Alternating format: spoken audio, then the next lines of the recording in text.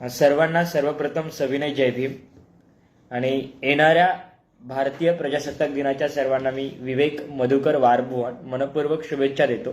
सरांनी सांगितलं की तुला बोलायचं आहे आणि विषय सांगितला की संविधानावर बोलायचं आहे, त्यामुळे संविधानावर बोलायला कधीच मी नाही बोलत नाही, कारण जो जिव्हाळ्याचा विषय, जो अभ्यासाचा विषय आणि जो आपल्या अस्तित्वाचा विषय त्यावर बोलणं गरजेचं आहे।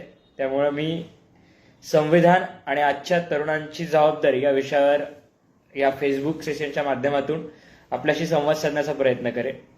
मुळात भारतीय संविधान म्हटल्यानंतर सगळ्यात महत्त्वाचा जो चेहरा येतो तो अर्थात भारतीय संविधानाचे निर्माते विश्वरत्न डॉक्टर बाबासाहेब आंबेडकर।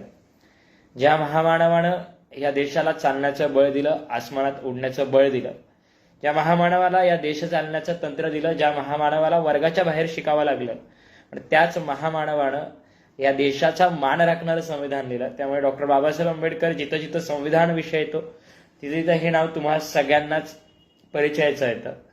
मग नेहमीप्रमाणे आम्हाला जी गोष्ट सांगितली जाते की ज्यावेळेला बाबासाहेब आंबेडकरांना पत्रकारांनी विचारण्यात आलं की इतक्या मोठ्या देशाचं संविधान लिहिलं, इतक्या भाषा होत्या, परंपरा होत्या, तुम्हाला अवघड वाटलं नाही का? त्यावेळेला डॉक्टर बाबासाहेब आंबेडकरांनी दिलं उत्तर होतं की माझ्या समोर संविधान लिहिताना स्वराज्य सूर्य छत्रपती शिवाजी महाराजांचा आदर्श होता आणि त्या आदर्शावर पाऊल ठेवतच मी या देशाचं संविधान लिहिलं। त्यामुळे संविधान म्हणजे डॉक्टर बाबासाहेब आंबेडकर, संविधान म्हणजे छत्रपती शिवाजी महाराजांचं स्वराज्य, त्यानंतर डॉक्टर बाबासाहेब आंबेडकर ज्यांना आपलं स्वतःचा गुरु मानतात, अर्थात महात्मा ज्योतिराव फुले, आणि त्यांनी मार्गालेला सत्य धर्माचा हा मार्ग, सत्यशोधक मार्ग, तोही म्हणजे संविधान। आणि ज्या शाहूराजानं इथल्या गंगाराम कांबळेला हॉटेल चालू करून त्याच्या हातचा चाय पिला, इथल्या बहुजनांच्या पोरांच्या दारात शिक्षणाची गंगा पोचवली, अगदी त्याच शाहूराजांचं सुद्धा मान सन्मान म्हणजे संविधान। त्यामुळे संविधानाचा विचार करताना आपोआप मला वाटतं की डॉक्टर बाबासाहेब आंबेडकर, महात्मा फुले, शाहू महाराज आणि आपले छत्रपती शिवाजी महाराज इथपर्यंत हा प्रवास होतो। ज्यावेळेला संविधान बोलतो त्यावेळेला सगळ्यात महत्वाची गोष्ट की संविधान म्हणजे काय, तर अर्थात आमच्या शाळेतल्या मुलांना अगदी त्या नागरिकशास्त्राच्या पेपरमध्ये जसा पुस्तकात प्रश्न असतो की अरे संविधान म्हणजे काय, संविधानाची वैशिष्ट्य काय, तर ते 40 मार्कापैकी 28 मार्क इतिहासाला आणि 12 मार्क राज्यशास्त्राला, 20 मार्काच्या पेपरमधील 12 मार्क इतिहासाला आणि 8 मार्क नागरिकशास्त्राला इतकं मर्यादित उत्तर देणारी आमची मुलं म्हणतात की संविधान म्हणजे आहे कॉन्स्टिट्यूशन ऑफ इंडिया, एक पुस्तक आहे आणि त्या पुस्तकावर चाललंय सगळं। पण मला वाटतं संविधान जोपर्यंत आमच्या तरुणांना कळणार नाही की हे संविधान काय, तोपर्यंत संविधान आणि त्या संविधानाशी संलग्न असणारी युवा पिढी या देशात निर्माण होईल असं मला तरी वाटत नाही। कारण डॉक्टर बाबासाहेब आंबेडकर गेल्यानंतर संविधानाची जबाबदारी ही आपल्या सगळ्यांच्या हातात दिली होती। पण तुम्हालाही माहिती आहे की गेल्या 10-12 वर्षाभरातलं जे चित्र पाहिलं, मग ते सामाजिक क्षेत्रातलं असो किंवा राजकीय क्षेत्रातलं असो, या देशात लोकशाही आहे की नाही हाच प्रश्न निर्माण झाला। म्हणजे लोकशाहीचे रक्षकच लोकशाहीचे भक्षक बनले। जर संविधान वाचवण्याचा प्रयत्न झाला तर आमच्या नावासमोर राष्ट्रध्वजाचं लेबल येत आहे, आमच्यावर गोळ्या झाडल्या जात आहेत। संविधान वाचवणारेच समाजासाठी समाजद्रोही असे एक इमेज आपल्यासमोर तयार केली गेली आहे। त्यामुळे जो तरुण आहे तो संभ्रमात आहे, संविधान म्हणजे काय हे त्याला कळत नाहीये। आमच्या 1ली ते 10वीच्या सगळ्या शाळांमध्ये बहुतेक म्हणजे जितकं मला माहिती आहे की तिथं सकाळी संविधानाची प्रास्ताविका वाचली जाते, कधी मराठीत, कधी हिंदीत, कधी इंग्लिशमध्ये। मुलांना पाठ आहे, म्हणजे आमचे मुलं we the people of India पासून ते अगदी एंड पर्यंत, आम्ही भारताचे लोक पासून आम्ही स्वतः प्रत अर्पण करीत आहोत इथपर्यंत तोंडपाठ करून चालले। पण मुळात प्रश्न आहे की तोंडपाठ असलेली प्रस्तावना ही मनापर्यंत पोहोचली का? कारण संविधानाचा सगळ्यात मोठा गाभा आणि संविधानाचं सगळ्यात महत्वाचं काय असेल तर ज्याची सुरुवात मला वाटतं ही प्रास्ताविका आहे। म्हणजे बाबासाहेब आंबेडकरांनी ज्यावेळेला प्रास्ताविका संविधान सभेसमोर मांडली होती त्यावेळेला अनेकांच्या कपाळावर प्रश्न होता की जिथं अमेरिका, जिथं स्वतःच्या देवांना अमेरिकेचं संविधान अर्पण आहे, देशातल्या युरोपातील प्रत्येक संविधान हे त्या त्या देशातील देवांना अर्पण आहे, ह्या देशाचं संविधान हे भारताच्या लोकांना अर्पण आहे, त्यावेळेला डॉक्टर बाबासाहेब आंबेडकरांना सांगण्यात आलं की तुम्ही या धर्माचे नाहीत म्हणून तुम्ही आमच्या धर्माला कमी लेखता का? त्यावेळेला डॉक्टर बाबासाहेब आंबेडकरांनी दिलं उत्तर स्पष्ट होतं की मी जे संविधान लिहिलंय ते संविधान कुठल्या देवलोकाचं नाहीये, मग तो कुठल्याही धर्माचा असो, हे संविधान आहे हे भारतीय लोकांचं आहे। पण मुळात मग हाच भारतीयपणा जर डॉक्टर बाबासाहेब आंबेडकरांनी त्यावेळेला आपल्यात रुजवला होता, हाच भारतीयपणा आज भारतीयांच्या मनात रुजला आहे का, हा महत्वाचा प्रश्न। म्हणजे भारताचे खरे रक्षक कोण हाच महत्वाचा प्रश्न आहे। इथून भारतीय संविधान तुमच्यापर्यंत किती पोहोचलं हा प्रवास सुरू होतो. म्हणजे भारतीय म्हणून आमच्याकडे आधार कार्ड आहे, आमच्याकडे पॅन कार्ड आहे, आम्ही प्रजासत्ताक दिवस साजरा करतो, आम्ही स्वातंत्र्य दिन साजरा करतो, आमच्या स्टोऱ्या ठेवतो, आमच्या फेसबुक पोस्ट असतात म्हणून आम्ही भारतीय आहोत असा मुळीच प्रश्न नाही.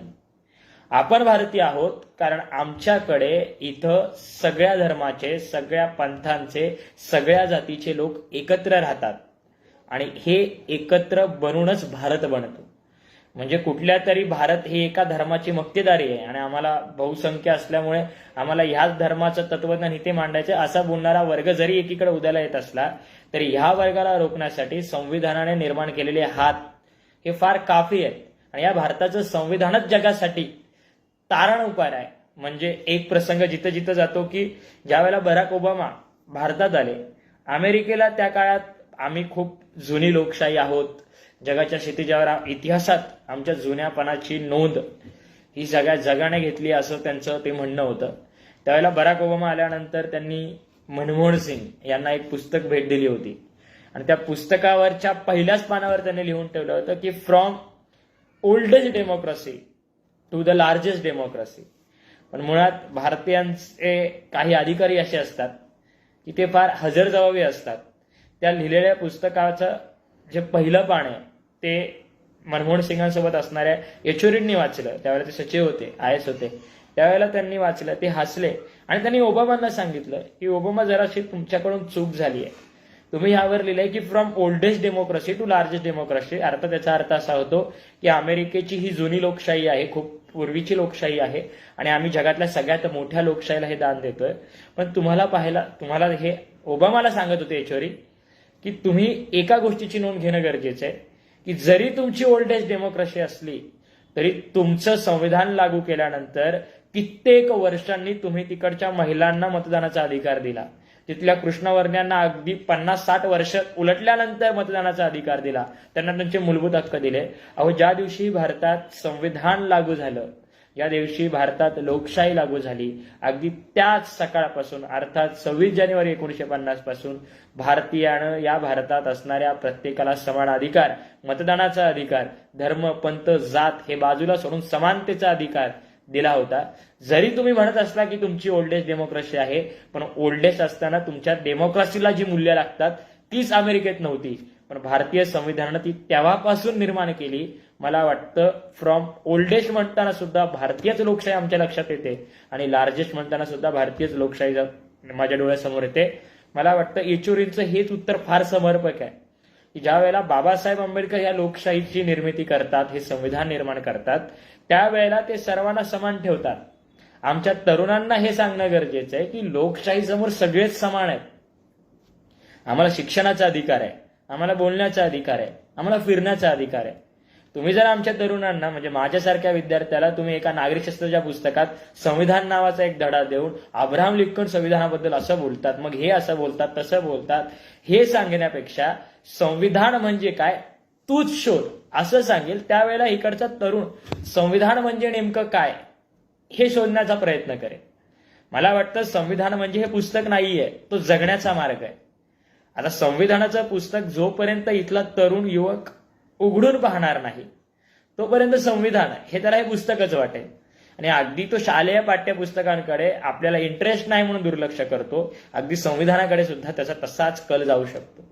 भविष्यात जर हे संविधान भारतीयांच्या मनात रुजवलं नाही तर मला वाटतं येणाऱ्या काही वर्षातच पुन्हा जे दिवस या विषमता व्यवस्थेने पाहिलेले आहेत तेच पुन्हा येतील. मग पुन्हा तीच जातीयतेचा गाडा, पुन्हा तेच वर्ण, पुन्हा तोच विषमता. आणि मला वाटतं की दुर्दैव असं असेल की डॉक्टर बाबासाहेब आंबेडकर तुम्हाला यातून बाहेर काढायला येणार नाहीत. त्यावेळेला कोणतेही छत्रपती शिवाजी महाराज तुम्हाला बाहेर स्वराज्य द्यायला येणार नाहीत. मला वाटतं जर येणाऱ्या काळात जर तुम्हाला वाटत असेल की आमचं अस्तित्व टिकवायचं आहे तर अस्तित्व टिकवण्यासाठी सगळ्यात सोपा, सुखकर आणि तारंदाता मार्ग म्हणजे संविधान आणि संविधान रक्षण. आणि ही जबाबदारी मला वाटतं कोणाची असेल तर ती युवकांची. कारण एक पिढी संविधान वाचवण्यासाठी 1950 नंतर 1956 नंतर ज्या वेळेला बाबासाहेब गेल्यानंतर असं वाटलं की यार संविधानावर थोडा हल्ला होण्याचा प्रयत्न होतोय, त्यावेळेला आमच्या पिढीनं पॅन्थर बनून हे संविधान वाचवण्याचा प्रयत्न केला होता. पण त्याच्यानंतर ज्या ज्या वेळेला आमची पिढी मॉडर्न झाली, आमच्याकडे माहितीचे स्रोत आले, सोर्सेस वाढले, आमच्याकडे पैसे आले, आमच्या आलिशान माड्या भेटल्या, आमचे संविधानाच्या बळावर मोठे होऊन, आलिशान माड्यात राहून, आलिशान गाड्यात फिरून, फॉरेनला नोकरी लागून ज्या ज्या वेळेला मोठे झाले, त्या त्या वेळेला त्यांनी भारतीय संविधानाकडे दुर्लक्षच केलं. आता आमच्याकडे पैसा आलाय, मग आम्हाला देशाची गरज काय, हा प्रश्न आमच्याच तरुणांनी निर्माण केला. आणि मग वोटिंगच्या दिवशी सुद्धा आमचेच हेच युवक आज नॅशनल हॉलिडे म्हणून फिरायला गेले. आज 15 ऑगस्टच्या दिवशी, 26 जानेवारीच्या दिवशी आमच्या युवकांना माहीत नसतं की आज इंडिपेंडन्स डे की रिपब्लिक डे. मुळात 26 जानेवारीला आमच्याकडे ये प्यारे वतन के लोगो हे गाणं आम्ही स्टेटसवर पाहिलं. मुळात यावर हसायचं, यावर चिंतन करायचं, हाच महत्वाचा प्रश्न. म्हणजे 26 जानेवारी हा दुःखाचा दिवस नाही, तो आनंदाचा दिवस आहे. ह्या दिवशी खरं तर आम्हाला जे राजकीय स्वातंत्र्य 15 ऑगस्ट 1947ला मिळालं होतं, ह्या स्वातंत्र्याचं अगदी मॉडर्न प्रारूप सामाजिक, आर्थिक, सांस्कृतिक क्षेत्रात स्वातंत्र्य हे 26 जानेवारी 1950ला मिळालं. कारण ज्यावेळेला आम्ही संविधान लागू केलं, लोकशाही लागू केलं. पण आमच्या मुलांना जर 15 ऑगस्ट आणि 26 जानेवारी यांच्यातला फरक कळत नसेल, तर मला वाटतं संविधानाचे उद्दिष्ट आतापर्यंत या समाजापर्यंत रुजवण्यात हा समाज अयशस्वी ठरला. म्हणजे मुलं अभ्यासात ए ग्रेड आणतात, A+ आणतात, 100 पैकी 100 आणतात, म्हणजे त्यांचं सामाजिक कल फार चांगला असं मुळात होतच नाही. कारण तुम्हाला अभ्यासही, तुमचा जो शालेय अभ्यासक्रम आहे त्याच्यासोबत मला वाटतं की इथल्या पालकांची जबाबदारी आहे की आपल्या मुलांना संविधान काय आहे हे सांगणं. इथल्या शिक्षकांची जबाबदारी आहे की संविधान हा फक्त शाळेच्या ते स्टार्टिंगच्या असेंब्ली पुरती मर्यादित विषय नाही, तर मुलांना हे सांगणं गरजेचं आहे की संविधान आहे म्हणून आपण आहोत, संविधान आहे म्हणून तुला फिरण्याचा अधिकार आहे, संविधान आहे म्हणून तुला जे पाहिजे ते घेण्याचा अधिकार आहे. म्हणजे राईट टू चूज जो आम्ही कंझ्युमर प्रोटेक्शन मध्ये शिकतो, मला वाटतं जर तुम्ही 5वी 6वीच्या मुलाला सांगितलं की हे बघ बाळा, तुला जो पाहिजे तो पेन घेण्याचा अधिकार आहे, तो संविधानाची देण आहे. तुला तू कुठे पाहिजे तिथं फिरू शकतो, ही संविधानाची देण आहे. ज्या वेळेला एखादा वक्ता आहे, तो बोलतोय, तो भाषण करतोय, तर त्याला हे सांगणं गरजेचं आहे की तुला जे पाहिजे तू स्टेजवर बोलतोय, तू पाहिजे ते तुझं मत व्यक्त करतोय, कारण याचं कारण संविधान आहे. जोपर्यंत मुलांना छोट्या छोट्या उदाहरणातून सांगणार नाही की संविधान काय, तोपर्यंत मला वाटतं की संविधान म्हणजे असं खूप मोठं पुस्तक असतं ज्यात सगळे लॉ असतात, त्यात ते फक्त लॉयर्सने घ्यायचं असतं. काळा कोट घातलेल्या वकिलांना आणि कोर्टात बसलेल्या न्यायाधीशांनाच संविधान वाचण्याचा अधिकार आहे किंवा तो त्यांचा कामधंदा आहे, अशी मानणारी वृत्ती या देशात जन्माला येते. आणि काही लोकांना तर तुम्हालाही माहिती आहे की हेच हवंय. म्हणजे थेट मंत्रिपदावर बसून संविधान बदलण्याची भाषा केली जाते. दिल्लीमध्ये तर थेट संविधानाच्या प्रत जाळल्या जातात. प्रत जाळल्यानंतर त्याला जेलमध्ये टाकलं जातं आणि अगदी 3ऱ्याच तासाला त्याला जामिनावर सोडलं जातं. इकडे संविधानासाठी लढणाऱ्यांना भीमा कोरेगावला 2018ला झालेल्या प्रकरणात जेलमध्ये टाकलं जातं. 3-3 वर्ष होतात, 3.5 वर्ष होतात, तरी त्यांना जामीन मंजूर केला जात नाही. आज वाटेल तसे पक्ष फोडून, वाटेल तसं सरकार निर्माण करून, लोकशाहीला तिलांजली देऊन इथं 2-2 वर्ष अनधिकृत सरकार अधिकृत आहेत असंच मानून पुढे चाललं जातं. हे सरकार आपलं कार्यकाल पण पूर्ण करतं. तोपर्यंत या देशाच्या तरुणांना एक कुठल्या तरी धार्मिक विधीत व्यस्त करून, ह्या दिवशी तुला सुट्टी आहे, आपले देव येणार आहेत, तुला अयोध्येला जायचं आहे, उद्या हा सण आहे, तो सण आहे, डीजे वाजले पाहिजेत, गाणे वाजले पाहिजेत, यात व्यस्त केलं जातं. आणि म्हणून हितेच हा तरुण मांडल्या गेलेल्या ट्रॅपमध्ये फसतो, जाळ्यात अडकतो आणि नुकसान तो स्वतःचं करतो. पण सगळ्यात महत्वाचं की तो स्वतःच्या अस्तित्वावरच प्रश्नचिन्ह निर्माण करतो. जर वर्तमान अंधारात असेल तर मुळात त्याला भविष्यकाळ आहे का, हा प्रश्न विचारणं सध्या मला गरजेचं वाटतं. युवकांनी, ज्या ज्या युवकांना संविधान कळलंय त्या त्या युवकांनी आपल्या मित्रमैत्रिणींना संविधान सांगणं गरजेचं आहे. जोपर्यंत तुम्ही हे करणार नाही तोपर्यंत मला वाटतं की संविधान हे इतरांपर्यंत पोहोचणार नाही. जे आई वडील ज्यांचे शिकलेलेच नाहीत, ज्यांचे आजी आजोबा शिकलेले नाही, ज्यांना एज्युकेशनल बॅकग्राऊंड नाही, अशा लोकांसाठी संविधान आहे हे सांगणं गरजेचं आहे. मग ही लोक अभ्यास करणार नाहीत, ही लोक शाळेत जाणार नाहीत, पण त्यांच्या घरी जाऊन त्यांना एक पुस्तक, त्यांना संविधानाची प्रास्ताविकता भेट देऊन की बाळा तुला जगण्याचं कारण हे संविधान आहे, या संविधानाला तू मान, या संविधानाचा आदर कर, एवढं जरी सांगितलं तरी मला वाटतं की तो जो आपण ज्याच्याकडे गेलोय तो सुद्धा विचार करेल. म्हणजे एखादं गाणं चांगलं वाटलं तर आम्हाला वारंवार ऐकायची सवय, आम्ही ते ऐकतोच. किती मग आम्हाला विरोध झाला, त्याच्यावर कितीही ट्रोलिंग झाली, त्याच्यावर सोशल मीडियावर काही कमेंट्स आल्या, मला गाणं आवडतं तर मी ऐकतो. जर अशी मानसिकता घेऊन आपण पुढे जातोय तर मला वाटतं की तुम्ही कितीही प्रयत्न करा, तुम्ही कितीही हल्ले करा, मी संविधान वाचतोय, मला संविधानापासून दूर करायचा कितीही प्रयत्न करा, पण मी दूर जाणार नाही. हे संविधान माझं आहे, मी संविधानाचं आहे. संविधान वाचलं तर मी वाचेल आणि मी आहे तोपर्यंत संविधान आहे. ही मानसिकता जोपर्यंत तरुणांची होणार नाही तोपर्यंत मला वाटतं की संविधानावर जो नेहमीचा प्रश्न आहे की हे संविधान बदलणार का, त्या प्रश्नाचं उत्तर हे अनुत्तरीच असेल. संविधानाचा अभ्यास करताना तुम्ही एक गोष्ट लक्षात घेतली पाहिजे की जर तुम्हाला विचारलं की संविधानाने काय केलं, फार सोपं आहे संविधानाने काय केलं, याचं उत्तर बरेच जण बऱ्याच पद्धतीने विविध संदर्भांनी देतील, पण मी नेहमी सोपं म्हणतो. म्हणजे मी ज्या वेळेला माझ्या वयाच्या किंवा माझ्यापेक्षा जे लहान आहेत, माझे जे ज्युनियर्स आहेत, त्यांना सांगतो की संविधानाने काय केलं, फार सोपं आहे संविधानाने काय केलं. आज माझ्या आई वडिलांना जेवढा मतदानाचा अधिकार आहे, अगदी तेवढाच मतदानाचा अधिकार या देशाच्या सर्वोच्च स्थानी बसणाऱ्या पंतप्रधानांना आहे. म्हणजे नरेंद्र मोदी जितकं मत टाकतात तितकेच मत माझे आई वडील करतात, कारण नरेंद्र मोदी आणि माझ्या वडिलांना एकाच तराजूत पेलणारा तराजू म्हणजे संविधान आहे.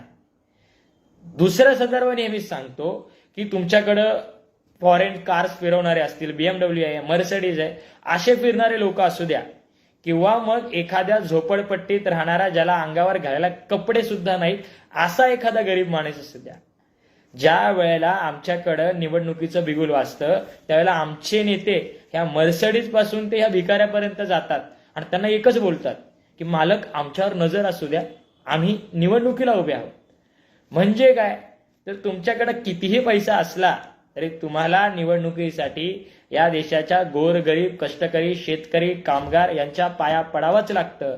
कारण जितका अधिकार इथल्या अब्जपतींना आहे अगदी तितकाच अधिकार या देशाच्या गोरगरीब कुटुंबियांना आहे.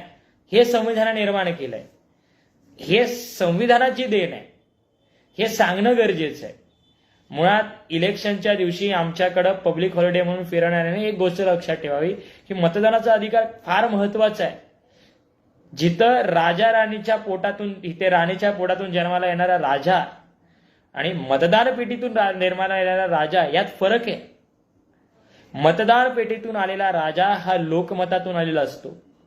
याचं सगळ्यात सर्वोत्तम उदाहरण म्हणजे भारत देश आहे. आतापर्यंत कोणत्याच पक्षाला आपण डोक्यावर मिरवलेलं नाहीये. जसजसा एखाद्या पक्षाचा काळ आलाय तसा त्या इथल्या भारतीय राजकारणानं, सामाजिक क्षेत्रानं तो बदल स्वीकारून या जगाला एक नवीन नेतृत्व दिलंय. पण मुळात आमच्याकडे आता नेतृत्वच नाहीये, एका नेतृत्वाशिवाय पर्यायच नाहीये. हा जो सगळ्यात महत्वाची वातावरण निर्मिती या देशात केली जाते आणि ह्या सगळ्या वातावरण निर्मितीत तरुण फसतोय. तर मला वाटतं की संविधान हे कुठला फेस बघून तुम्हाला अधिकार देत नाही, तर संविधान इथल्या गोरगरीब ज्याचं नावही ऐकलं नसेल त्याला सुद्धा राजसत्ता देऊ शकतो. आणि ही ताकद फक्त संविधानात आहे.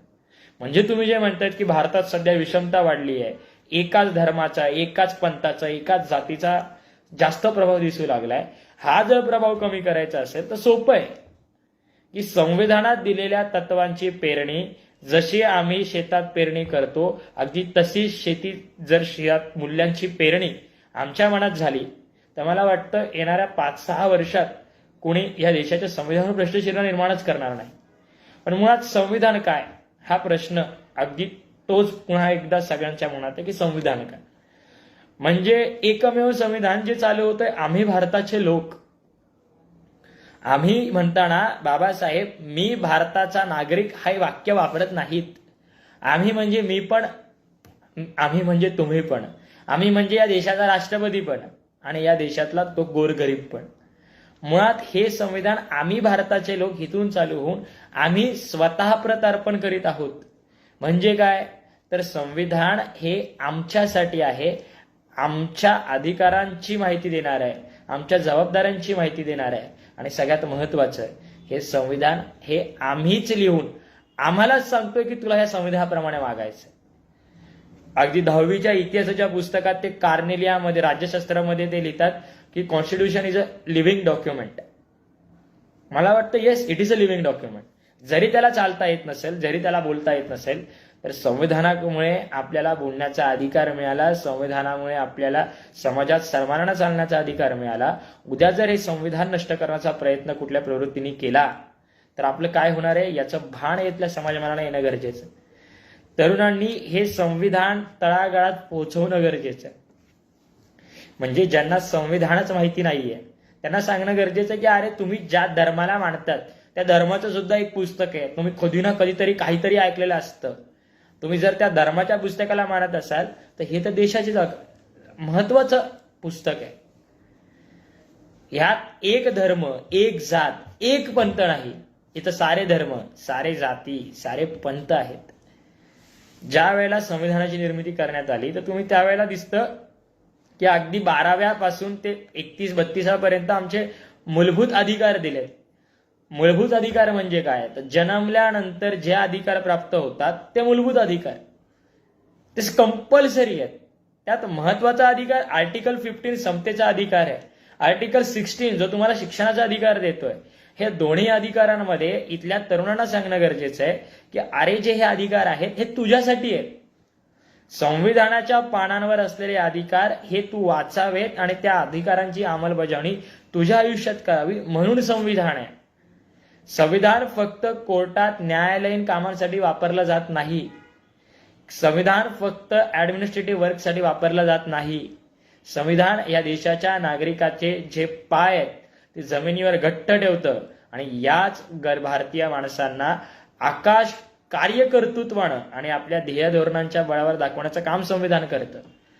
हे इथल्या माणसांना सांगणं गरजेचं आहे.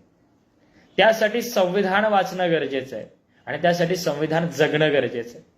संविधान जगणं हे फार महत्वाचं आहे. कारण वाचन तर आम्ही काही करत असतो. आम्ही सोशल मीडियावरती अनेक पोस्ट वाचतो. म्हणजे मला वाटतं की मला जे ऐकतात त्यातले अर्धे लोक तर व्हॉट्सअप युनिव्हर्सिटीचे 100% विद्यार्थी असतात. साधे सुधे विद्यार्थी नाही तर ते फर्स्ट क्लासने पास होणारे विद्यार्थी असतात. कुठलीही पोस्ट आली की ती पोस्ट डायरेक्ट आपण वाचायची, आपल्याला पटली तर दुसऱ्या ग्रुपवर फॉरवर्ड करायची. ती किती सत्य आहे, किती खोटी आहे, त्यात जे लिहिलेले संदर्भ बरोबर आहेत का हे पाहणं गरजेचं सोडून आम्ही असे लोक आहोत, पोस्ट आली की जस्ट फॉरवर्ड. अशा वेळी संविधान, एखाद्या व्यक्तीनं संविधानावर लिहावं, हे आम्ही वाचावं, त्याने जे लिहिलंय त्याच्यावर चिंतन व्हावं आणि खरंच त्यानं संविधानाबद्दल सकारात्मक बाजू मांडली असेल तर ही सकारात्मक बाजू मी समाजापर्यंत कशी मांडावेल हे ज्या वेळेला आपण विचार करायला लागू आणि त्या दृष्टिकोनातून पावलं उचलायला लागू त्यावेळेला मला वाटतं की भारत हा प्रजासत्ताक झाल्यानंतर महासत्ता झालेला असेल.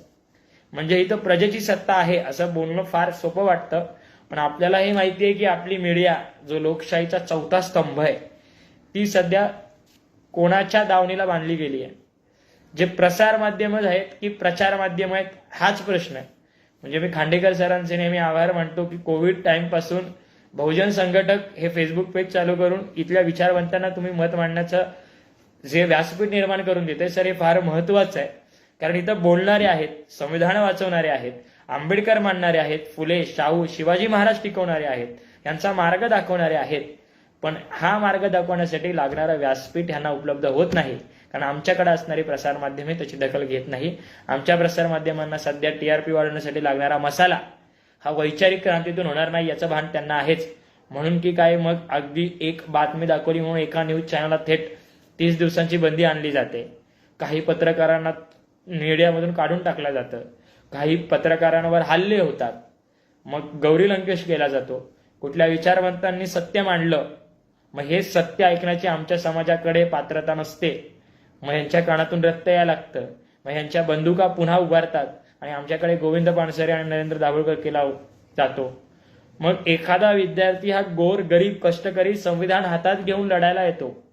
तो युनिव्हर्सिटीचा टॉपर असतो, तो समतेचा लढा लढतो, तो आंबेडकरी विचार मांडतो. मग त्याला थेट युनिव्हर्सिटीमधूनच बाहेर काढलं जातं. त्याला इतकं टॉर्चर केलं जातं की आत्महत्या करण्याची वेळ येते. पण जरी समाजासमोर तो आत्महत्याचा बनाव केला तरी मला वाटतं तो हा पूर्ण खूणच आहे. आणि विद्यार्थी म्हणून जर आमच्या इकडे रोहित वेमुला होत असेल, आमच्याकडे डॉक्टर पायल तडवी होत असेल तर येणाऱ्या काळात हे रोहित वेमुला पायल तडवी आम्हाला रोखावेच लागतील. त्यासाठी आम्हाला लढावं लागेल. आणि लढण्यासाठी आमच्या हातात जे अस्त्र असेल ते अस्त्र म्हणजे संविधान आहे. म्हणजे संविधान हे पुस्तक नाही. मी आतापर्यंत जे बोललोय की हे पुस्तक नाही, हा जगण्याचा मार्ग आहे. संविधान म्हणजे आमच्या अस्तित्वाचं प्रगतीपथ आहे. आणि मला वाटतं संविधान म्हणजे माझ्यासोबत जे जे हा समतेचा लढा लढतायत, फुले शाहू आंबेडकरी विचार मांडतायत, ह्या सगळ्यांसाठी अस्त्र आहे. म्हणजे आम्हाला जर एकाच पुस्तकात फुले शाहू आंबेडकर हे सारच पाहायचं असेल तर आम्हाला संविधान वाचावं लागेल. आम्हाला कुठल्याही जातीचा झेंडा हातात घेऊन कुठल्याही जातीचे स्टेटस, धर्माचं स्टेटस ठेवण्याची गरज नाही, कारण संविधानच आमच्यासाठी काफी आहे. म्हणजे आम्ही जर एखाद्या ठिकाणी गेलो, जो आमच्याकडे मान सन्मान, शाल तुरे वगैरे दिले जातात, मला वाटतं की आपण या सगळ्यांनी आजपासून एक निश्चय केला पाहिजे की आपल्या घरात कुठला कार्यक्रम असेल तर आपण ह्या कार्यक्रमाला जे पाहुणे येणार आहेत त्यांना एक एक संविधानाची प्रत गिफ्ट करूया. संविधानाची प्रत जर नाहीच झाली तर संविधानाचं प्रास्ताविक तर आपण गिफ्ट करू शकतो. आपण जर कुठल्या कार्यक्रमाला जाणार असो, कुठल्या व्यक्तींना भेटणार असो, त्यांना आपण संविधान देऊया. तूही वाच मीही वाचतो, बघ भारत कसा वाचतो. मला वाटतं भारत वाचवण्याचं सगळ्यात महत्वाचं काम असेल संविधान. संविधान वाचवणं गरजेचं आहे, कारण संविधानावर गेले 10-12 वर्ष जे हल्ले होत आहेत यातून एकच दिसतंय की जिथं सगळ्यात मोठा पक्ष सत्तेत बसणार, मग राज्यसभा असू द्या किंवा लोकसभा असू द्या, संविधान बदलण्याचा अधिकार त्यांना आहे की नाही ही न्यायालयीन लढाई सांगेलच. पण मुळात जो संविधानाचा बेसिक स्ट्रक्चर आहे, फ्रेमवर्क आहे, त्याला धक्का लावण्याचा अधिकार कोणालाच नाही. मला माहिती आहे की इथे बसणारे, निवडणुकीत जिंकणारे हे आपणच मत देऊन निर्माण केलेले असतात. मत देताना कोणत्याही धर्माच्या कार्डवर, कुठल्याही दारूच्या किंवा मटनच्या या सगळ्या स्ट्रक्चरमध्ये आपलं मत विकू नये ही सगळ्यात महत्वाची जबाबदारी इथल्या युवकांची असेल असं मला प्रामाणिकपणे वाटतं. कारण काही नेते येऊन मेरे फर्स्ट टाइम वोटर्स असं फार कोटेशनल बोलतात. आमच्याकडं भाषणं फार प्रभावी माध्यम आहे इथल्या लोकांना जाळ्यात अडकवण्याचं. असे भारी भारी भाषणं केली जातात की अगदी मग त्याचे पडसाद निवडणुकीत दिसतात. मग एक गोष्ट आमच्या युवकांना माहिती पाहिजे की या जगाला दुसऱ्या महायुद्धाच्या खाईत लोटणारं हे भाषणच होतं. याच भाषणानं जगाचा घात केलाय, याच भाषणानं जर्मनीचा घात केलाय. आणि जर्मनीचा घात हा 1945 मध्ये जपान सारख्या राष्ट्राला काय करून गेलाय हे मला वाटतं पाहण्यासाठी सगळेजण तितके जाणकार आहेत, इतिहासाचे अभ्यासक आहेत. जर आम्हाला आमचा हिरोशिमा नागासाकी रोखायचा असेल तर मला वाटतं भारतीय संविधान हे एकमेव कारण. म्हणजे ज्या वसुधैव कुटुंबाच्या गप्पा आमच्याकडे मारल्या जातात, हे संविधानातलं हे आम्ही आत्ता G20चं अध्यक्षपद असल्यानंतर वसुधैव कुटुंब या भारतात रुजवण्याचा प्रयत्न केलाय असा नारा केला जातोय. ज्या वेळेला 1950ला भारतीय संविधान लागू करण्यात आलं त्याच दिवशी मला वाटतं वसुधैव कुटुंबकमचा नारा या भारतीयांच्या मनात रुजला होता. हे तरुणांना सांगणं गरजेचं. म्हणजे वसुधैव कुटुंबकम लिहिताना आम्ही असं म्हणतोय की the world is one family. मला वाटतं आम्ही त्याच वेळेला संविधान लिहितानाच सांगितलं होतं की आम्ही या देशाच्या आणि परराष्ट्र जे सगळं आमचं 51 मध्ये परराष्ट्र धोरण दिलंय, त्या परराष्ट्र धोरणामध्ये आम्ही जगाला शांतीचा संदेश देतोय. आम्ही जगाला आमची एक फॅमिलीच मांडतोय. जर हे कळत नसेल तर आपल्याला अभ्यास करणं गरजेचं आहे की ज्या वेळेला संविधान निर्मितीचं काम करण्यात चाललं होतं त्यावेळेला जगाच्या क्षितिजावर शीतयुद्ध चालू होतं. बरेच मान्यवर लोक डॉक्टर आंबेडकर, पंडित जवाहरलाल नेहरू, वल्लभ पटेल यांना भेटायला आले होते. डॉक्टर आंबेडकरांना ते सांगण्याचा प्रयत्न करत होते रशियावाले की तुम्ही साम्यवादाकडे झुका. दुसरीकडे डॉक्टर बाबासाहेबांना सांगत होते की तुम्ही भांडवलशाहीकडे अर्थात कॅपिटलिझमकडे झुका. पण त्यावेळेला बाबासाहेब आंबेडकरांनी दिलेलं उत्तर होतं की ह्या देशातला साम्यवाद, थोडा परराष्ट्रातला साम्यवाद आणि भांडवलशाही ही जगाला तारू शकत नाही. जगाला तारेल ते म्हणजे अलप्तवादी धोरण, बुद्धांच्या शांतीचा मार्ग. आम्हाला युद्ध नको, बुद्ध हवंय हे त्यावेळेला बाबासाहेबांनी सांगितलं होतं. त्यावेळेला बाबासाहेबांनी फक्त या देशाचा विचार केला नव्हता, जगाचा विचार केला होता. आणि मला वाटतं हेच संविधान फक्त भारतीयांसाठी नाही तर जगासाठी महत्वाचं आहे. पुढे ज्यावेळेला दक्षिण आफ्रिकेचं संविधान लिहिलं गेलं त्याच वेळेला तिकडच्या निर्मात्यांनी हे सांगितलं की भारताचं संविधान आमच्या केंद्रस्थानी होतं, म्हणजे भारतात ज्या इथल्या दलित जातीवर, बहुजन वर्गावर, आदिवासी वर्गावर अन्याय अत्याचार एका विशिष्ट जाती समूहाकडून करण्यात आला, शिक्षणाचा अधिकार रोखण्यात आला, तिथे सामाजिक ठिकाणी फिरण्याचा अधिकार रोखण्यात आला, सामाजिक राजकीय सगळेच अधिकार आमचे हिरावून घेतले होते. अशा व्यवस्थेत जन्म घेऊन या देशाचं संविधान लिहिणं आणि या देशाचं संविधान भारताच्या सर्व सामाजिक राजकीय क्षितिजावर लागू करणं इतकं मोठं धाडस जर डॉक्टर बाबासाहेब आंबेडकरांसारखा युगसूर्य करू शकतो, तर डॉक्टर बाबासाहेब आंबेडकर म्हणजे आमच्यासाठी आदर्श आहेत. आणि त्यांनी निर्माण केलेलं भारतीय संविधान हे आमचं आदर्श पथ आहे, हे दक्षिण आफ्रिकेतले लोक सांगतात. मला वाटतं दक्षिण आफ्रिकेत आजही तिथल्या अर्ध्याहून अधिक राष्ट्रांमध्ये जिथे संविधान आहे त्या राष्ट्रांमध्ये त्यांचं संविधान ज्या ऑफिसमध्ये ठेवलं गेलंय त्याच्याच बाजूला भारतीय संविधानाची प्रत त्यांनी ठेवली आहे. युनायटेड नेशन्स ऑफ ऑर्गनायझेशनचे सगळे ज्या वेळेला अमेंडमेंट्स वाचले जातात, त्यावेळेला तिकडच्या अधिकारांचा विचार केला जातो, त्यावेळेला तिकडचे जे सर्वोच्च अधिकारी आहेत ते सुद्धा भारतीय संविधानाची प्रत वाचूनच निर्णय घेतात. आणि यापूर्वी या सगळे युट्यूबवर या सगळे व्हिडिओ प्रदर्शित आहेत. म्हणजे जगाला भारतीय संविधान कळलंय, पण आमच्या तरुणांना भारतीय संविधान कळलं नाही, ही शोकांतिका म्हणावी लागेल. म्हणजे आमच्याकडं एखादा सण आल्यानंतर त्याचा इव्हेंट कसा करायचा यावर धडे दिले जातात, पण ज्यामुळे आम्हाला इव्हेंट साजरे करण्याचा हे सोन्याचे दिवस आलेत त्या संविधानावर आमच्याकडे जास्त बोललं जात नाही. आमच्याकडे संविधान म्हणजे फक्त पुस्तक, ती प्रस्तावना आणि ते प्रजासत्ताक आणि 15 ऑगस्ट. आमच्या तरुणांना सांगणं गरजेचं आहे की अरे 26 नोव्हेंबर हा संविधान दिवस आहे. या दिवशी 1949ला डॉक्टर बाबासाहेब आंबेडकरांनी संविधान लिहून ते संविधान सभेपुढे ठेवलं होतं. त्यावेळेला बऱ्याच जणांनी विचारलं होतं की बाबासाहेब, संविधान तर इतकं मोठं आहे, या संविधानात तुम्ही सगळ्यांना अधिकार दिलेत, समान अधिकार दिलेत असं बोलतायत, पण तुम्ही या संविधानाबद्दल शाश्वती देऊ शकतात की हे भारत आता तारेल का? त्याला बाबासाहेबांनी सरळ सांगितलं होतं की मी दिलेलं संविधान हे अनेक देशांच्या संविधानाचा अभ्यास करून दिलेलं आहे. वैश्विक सत्य मांडण्याचा प्रयत्न या संविधानातून केलाय. संविधान हे ज्याच्या हातात पडेल तो जर चांगला असेल तर ह्या संविधानाला तरुणांपर्यंत पोहोचण्यापासून कोणीच वाचू शकत नाही. हे संविधान घेऊन हा देश आकाश गाठू शकतो, पण ज्याच्या हातात हे संविधान आहे तोच जर बरोबर नसेल तर ह्या चांगल्या संविधानाला काहीच अर्थ उरणार नाही. मला वाटतं त्यांचं हेच विधान सिरियसली घ्यायची गरज आहे. संविधाना हातात घेऊन चालणारे लोक निर्माण व्हायला हवेत. डॉक्टर बाबासाहेब आंबेडकरांचे आम्ही बाप, डॉक्टर बाबासाहेब आंबेडकर आमचे बाप आहेत, बाबासाहेब आंबेडकरांनी आमचं संविधान लिहिलंय असं आपण एकीकडे म्हणतोय खरं, पण हे विसरतोय की देशात तुम्ही जिथं जिथं गेलाय, जिथं जिथं बाबासाहेब आंबेडकरांचं स्मारक बघितलंय, तिथं तिथं 90% स्मारकात बाबासाहेबांच्या हातात भारताचं संविधान आहे. पाहिजे असतं तर स्मारकात डॉक्टर बाबासाहेब आंबेडकरांनी लिहिलेले पुस्तकं इथले स्मारक निर्मिती ठेवू शकले असते.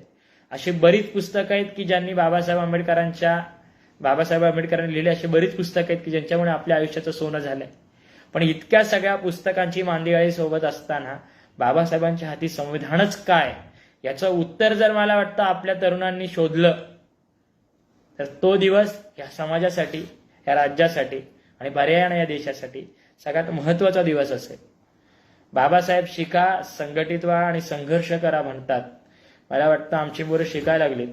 संघटित होण्यासाठी गरज आहे की जे ज्या रस्त्यावर चालतायत आणि ज्या लोकांचं मार्गदर्शन घेतायत ते मार्गदर्शन बरोबर आहे का, आणि जो रस्ता त्यांनी निवडलाय तो रस्ता बरोबर आहे का, हे ज्या दिवशी करेक्ट लागू होईल त्या दिवशी मला वाटतं संघर्ष करण्यासाठी आमच्यासारखे संघर्ष योद्धे हे 1-2 नव्हे तर लाखोंच्या संख्येने असतील.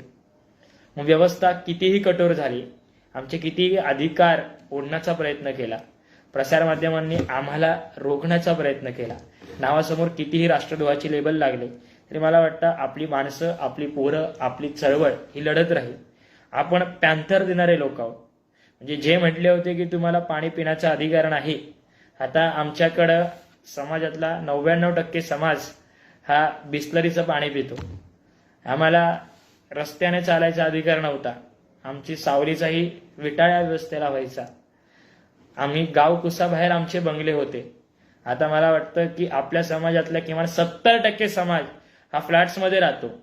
उरलेला अर्ध्या म्हणजे 10% समाजाचे इतके आलिशान विलय, ते बघताना अभिमान वाटतो की बाबासाहेब आंबेडकरांमुळे आमच्या आयुष्यात काय परिवर्तन घडलंय. मला वाटतं हे जे समाज आहे, समाज म्हणून एकत्र येणं गरजेचं आहे.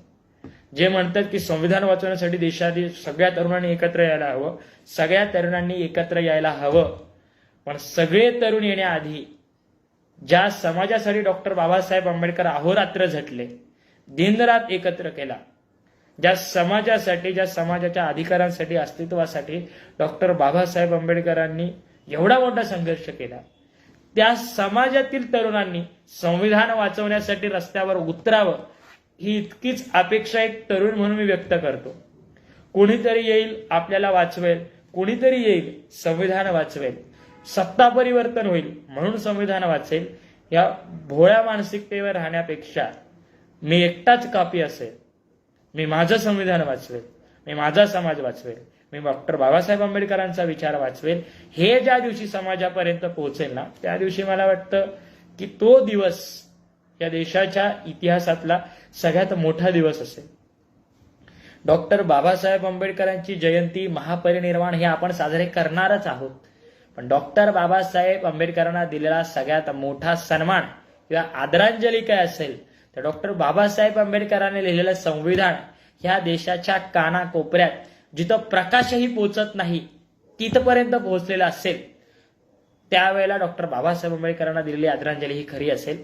आणि ह्या दिवसासाठी संघर्ष करायचा आहे, त्यासाठी लढायचं आहे. ज्या ज्या लोकांनी आमचे अधिकार घेतलेत त्यांच्याकडून ते ओढून घ्यायचे आहेत. ज्यांनी ज्यांनी संविधानावर प्रश्नचिन्ह निर्माण केलंय त्यांना त्यांची जागा दाखवायची आहे. त्यासाठी हातात संविधान घेऊनच लढाई लढायची आहे. भले ती मग न्यायालयातली असो, किंवा ती रस्त्यावरची असो, किंवा ती शालेय जीवनातली असो, किंवा ती महाविद्यालयीन जीवनातली असो, किंवा ती तुमची नोकरी करत असाल त्या ठिकाणची असो. मी नेहमी म्हणतो की महाराष्ट्रात विविध ठिकाणी मी वक्तृत्व स्पर्धा करतो, बऱ्याच स्पर्धांना विजेतेपद मिळतं. मग बरेच जण आमच्याकडे ट्रेंड असतो की आम्ही हे यश ह्याला समर्पित करतो, ह्याला समर्पित करतो. मी कधीच कोणाला माझी सक्सेस समर्पित करत नाही, कारण जर हे सक्सेस कोणाला समर्पित करायचं आहे तर याचं एकमेव कारण मला बोलण्याचा अधिकार देणारा, माझ्या सगळ्या बोलत्या शब्दांना सामर्थ्य देणारा आवाज म्हणजे डॉक्टर बाबासाहेब आंबेडकर आहेत आणि त्यांचं संविधान आहे. म्हणजे माझ्या आयुष्यात जर मी हा बदल करू शकतो, हे जर प्रत्येकानं निर्माण केलं गेलं तर मला वाटतं की संविधान रुजवण्यात आपल्याला जास्त वेळ लागणारच नाही. संविधान ही शाळेची नाही, ही फक्त महाविद्यालयाची नाही, तर ही घराची जबाबदारी आहे. माझं घर या भागात आहे, माझ्या घरात मी सुरक्षित आहे कारण या देशाचं संविधान आहे. एवढं जरी कळलं तरी मला वाटतं की हे फार पुरं आहे. 26 जानेवारीला रात्री डीपी, स्टेटस, फेसबुक स्टोऱ्या, पोस्ट, ट्विटरवर कमेंट, शुभेच्छा, या शुभेच्छा कधी स्वतःला द्याव्या आणि प्रजासत्ताक साजरा करताना की या प्रजासत्ताक का साजरा करतोय याचं उत्तर आपण शोधणं गरजेचं आहे. संविधानावर प्रेम करणारी पिढी निर्माण व्हायला हवी, संविधान वाचणारी पिढी निर्माण व्हायला हवी. संविधान वाचल्यानंतर ज्यांनी वाचलं नाहीये त्यांच्यापर्यंत संविधानाची तत्वे पेरणारी तरुण पिढी निर्माण व्हायला हवी. आणि ह्या तरुण पिढीला वाटेल ज्या ज्या संकटात ती सापडेल त्या पिढीला मदत करणारी एक मोठी पिढी, विचारवंतांची पिढी, अभ्यासकांची पिढी, वक्त्यांची पिढी, कवींची पिढी जन्माला हवी. इथं प्रत्येक जण सध्याच्या युगात एकमेकांचे पाय खेचण्यात व्यस्त आहे. म्हणजे समाज, माझ्याच समाजातला, माझ्या शेजारचा माणूस पुढे गेला म्हणून त्याला खाली कसं आपटायचं यासाठी आमच्याकडे प्लॅन्स केले जातात, त्याच्या विरुद्ध कट केले जातात. आणि मग पुन्हा जर आपल्यातील कुठली घटना अशी विचित्र घडली तर मग पुन्हा हे फार दुःख झालं याचा जाहीर निषेध करतो, याच्या स्टोऱ्या टाकल्या जातात. हे सगळं रोखता येऊ शकतं, फक्त आपल्याला भारतीय म्हणून एकत्र यावं लागेल. इथं आम्हाला रामही महत्वाचा आहे, आम्हाला अल्लाही महत्वाचा आहे, पण सगळ्यात महत्वाचं की राम आणि अल्लाह यांना महत्वाचं ठेवणारं संविधान महत्वाचं. हे ज्या दिवशी या देशवासियांना कळेल त्या दिवशी मला वाटतं की या देशाचे जे विश्वगुरु बनण्याची स्वप्न आहेत ती पूर्ण झालेली असतील.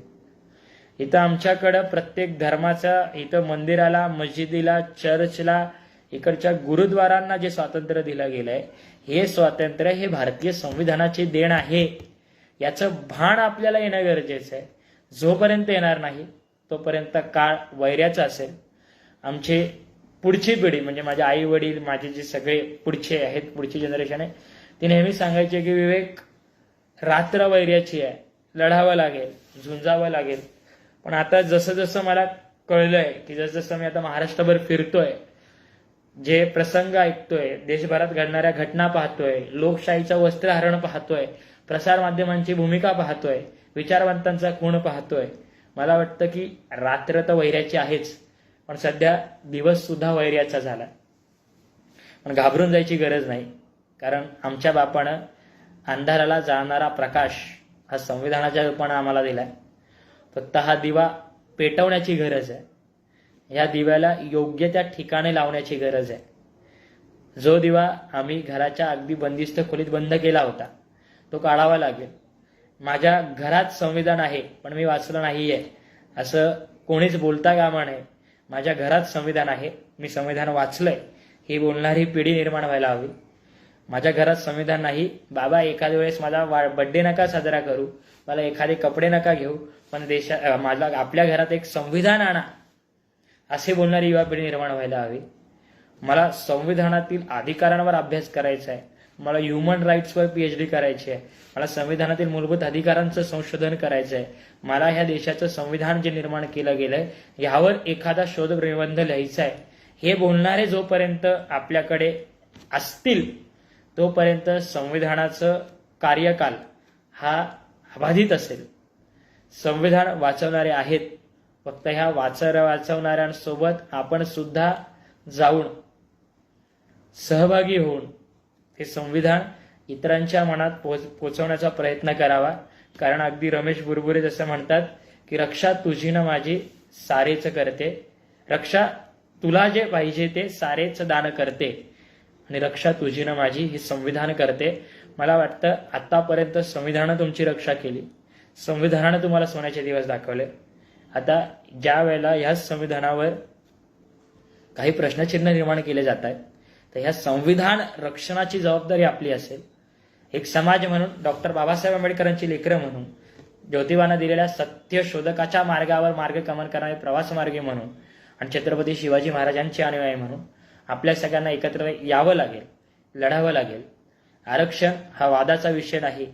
आरक्षण हा ज्या समाजांचे अधिकार नाकारले गेलेत त्या समाजाला मानसन्मान देण्याचा मार्ग आहे. हे इथल्या काही घटकांपर्यंत पोहोचवणं गरजेचं आहे.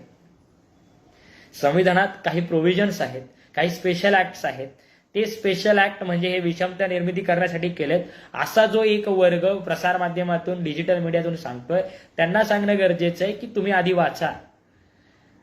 ग्रंथावर प्रेम करणारे बाबासाहेब आंबेडकर 25 डिसेंबरला जर मनुस्मृती जाळतायत आणि हेच बाबासाहेब आंबेडकर 26 नोव्हेंबर 1949ला देश वाचवणारे संविधान लिहित आहेत. मनुस्मृती दहन ते संविधान लेखन हा प्रवास सोपा नाही. हा प्रवास समजून घेणारी पिढी फक्त निर्माण व्हायला हवी.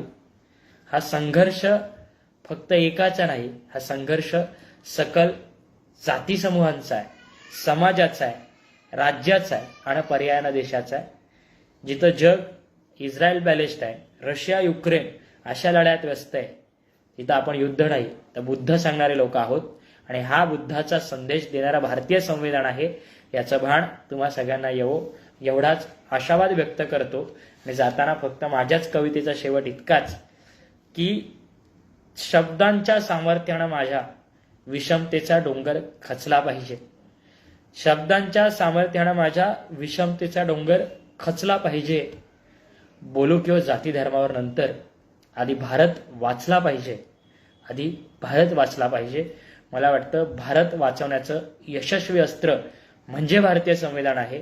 हे भारतीय संविधान तुमच्या जगण्याचा मार्ग बनेल, तुमच्या लढण्याचं अस्त्र बनेल. ते बनो इतकाच आशावाद आदरणीय राहुल सरांनी मला बोलण्याची संधी दिली, त्याबद्दल राहुल सरांचा, बहुजन संघटक पेजचा मी मनपूर्वक आभार व्यक्त करतो.